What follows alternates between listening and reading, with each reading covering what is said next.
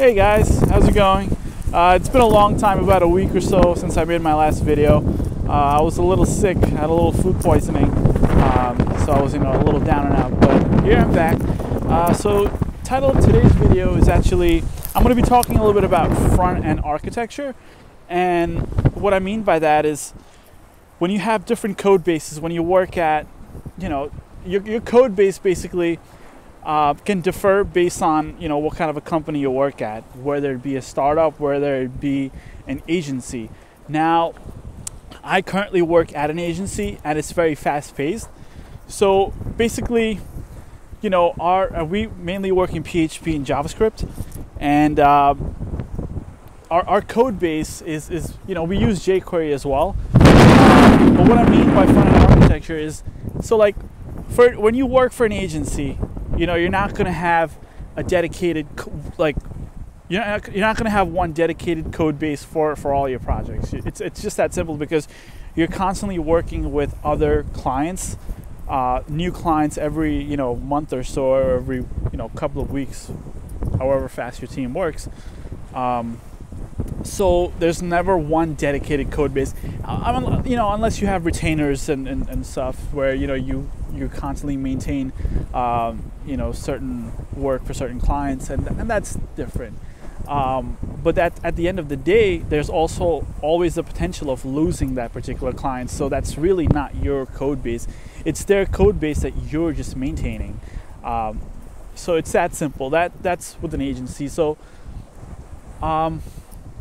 there's no strong way to put this. There's no good way to put this. The way I personally see it is, there's little, and that's just the nature of the business. Don't get me wrong here when I say that there's no real loyalty to the code base, because you're basically working with one project at a time, and once you are done working with a project, you rarely ever work on it ever again, unless, like I said, the company's on a retainer. So when you work at an agency, things like Agile, Scrum, project management mentality goes right out the window, because agencies, depending on the size, whether they be small time, mid-size, or large agencies, and it's like a linear equation. Like the larger the size of the agency gets, chances are the more disorganized that they are. Really, a blatant truth. The more disorganized and the more there is going on. So everybody wants their work done first. So you have to basically do your best at time management, and to work at an agency, you really have to be almost like a one-man show in a way, because from my experience, agencies work with smaller teams, smaller, more agile teams, because the companies are trying to save money and whatnot. I guess the point that I'm trying to make here is I'm not trying to really make a point. I'm just trying to discern the different styles of working, the different code bases that you'll find whether you work at an agency or whether you work at a startup or more corporate level. I have not worked at a corporate level yet, so I can't really speak on that behalf. There are other YouTubers who have. So if you want to know more about the corporate structure, then you should see what they have to say in terms of that. Anyways, so when you work at an agency, things like Scrum, Agile, they don't really work as well as you want them to. Yeah, you can use, you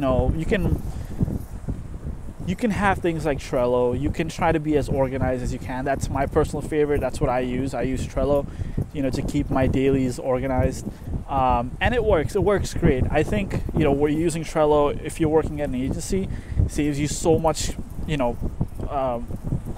computation up here that you really, all you have to do is just keep track of all your stuff, and then now you can actually focus on getting your work done. Agencies, when you work as a part of an agency on a development team, you're working by the hour, and that's not just the development team, but that's whatever team that you're on, marketing or the PR. You're working by the hour. The clients allot certain hours as the budget, and you have to work with that. You can't go a minute over, because now that's money for the company that you're wasting. So want to keep that in mind. And agencies are very fast paced. So the faster you work, the more money comes in, the more you can ship. The faster you work, the more you can ship, and now you can, off to the next client. So it's kind of like, for those of you who have freelanced in the past, you're like pretty much like a mini agency of your own. It's that style of working opposed to like when you work in an agency, you're working with other people, and that's really the only difference I could say.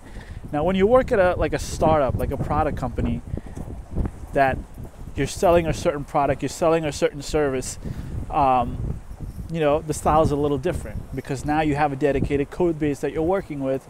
You have a dedicated team that is only focusing on that one product or that one service, and now you can actually work, in sprints. You can have retrospects, you can do the Scrum thing, the Agile thing, and you can have, certain benchmarks and the whole project management way of working. I guess you could say you can dedicate all your assets to the mission statement of the company, right? And I've worked for product companies, mid-sized startups. I must say it's really like a hit or miss in my experience when it comes to the type of organization.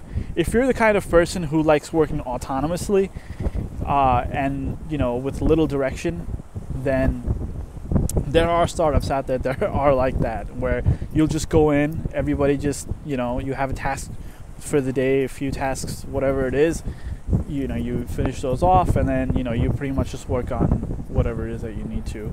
But your boss won't really, micromanage you and be like, hey, do this, do that.